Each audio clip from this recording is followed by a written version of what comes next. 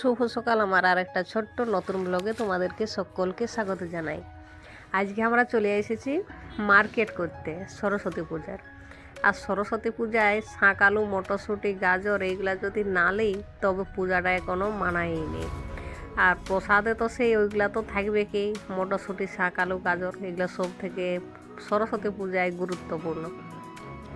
ওইদিকে তো নিয়েছি মটরশুঁটি শাক আলু, আর এইদিকে কিছু ফল কিনবো।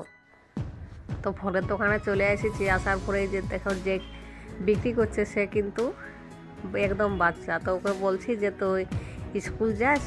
তখন বলছে যাই। তো বলি এখন এই কাজটা, বলছে আমার বাবার শরীর খারাপ আছে ওই জন্য বলছে আছি। পরিস্থিতির দায়ে সবই করতে হয়, বয়সের কোনো তুলনা নাই কাজের সময়। ওইদিকে তো আমার হয়ে গেল। তারপর এই যে এদিকে যে মূর্তিগুলা করছে দেখো, দেখতে কত সুন্দর লাগছে। সবই বিক্রি হয়ে গেছে, কিন্তু এগুলা বলছে যে সব অর্ডার করা। এগুলার দাম হচ্ছে 3.5, 5 এরকম। আর দেখতে অনেক ভালো লাগছে। এখনও তো রেডি হয়নি। আর অনেক বড় বড় এই মূর্তিগুলা, ছোট ছোট যত ছিল সব বিক্রি হয়ে গেছে। এটা হচ্ছে পূজার আগের দিনের ভিডিও।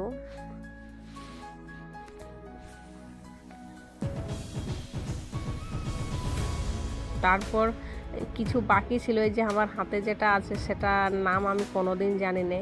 তো ওদেরকে ফোনে দেখালি ওই যে মূর্তির ধারে যেগুলা সাজানোর জন্য পাওয়ায়। তো আমি বলছি ওইগুলা দেখাও। তো বলছে এইগুলার নাম হচ্ছে ঠেকরা। তো জীবনে তো কোনোদিন শুনি নাই যে এগুলার নাম ঠেকরা। আসলে সেই রকম তো কিনাও হই নাই যে শুনবো। তো আজকে প্রথম জানলি যে এইগুলার নাম হচ্ছে ঠেকরা।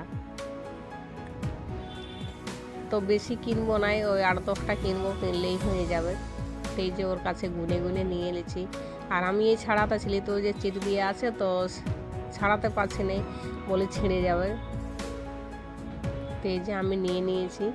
তারপর এখন ওই যে শুরু হয়েছে, যারা সরস্বতী পূজা করবে তারা চাঁদা, পূজার চাঁদা খুঁজছে। তো ওকে বলছে যে আগে সরস্বতী বানার পর তারপরে চাঁদা দিব। মানে এখনের পড়াশোনা হয়েছে এমন একটা দুটো বাচ্চা যে 3-4 উঠছে, কিন্তু পড়া বানানটাও পারছে না। তো ও তো বানান করে দিল। তারপরে ওকে 10 টাকা দেওয়া হয়েছে। আর কিছু আমার সামান বাকি ছিল, সামান মানেও একটা আলতা বাকি ছিল। আর পূজার জন্য যদি আলতা কিনা না হয় তো মনে হয় গোটা পূজাটাই সম্পূর্ণ হয় নাই। পূজার সময় তো আলতা পরতেই হবে। আর এইদিকে দেখো আরেকজনে পায়ে গেছে। তো ওর চোখগুলা দেখেই ভয় লাগছে। এই যে দেখো, ওকে বলছে যে তুইও বানান কর তবেই তোকে 10 টাকা দিব। তো ও শেষমেশ বানান করতে পারলো না। তখন বলছে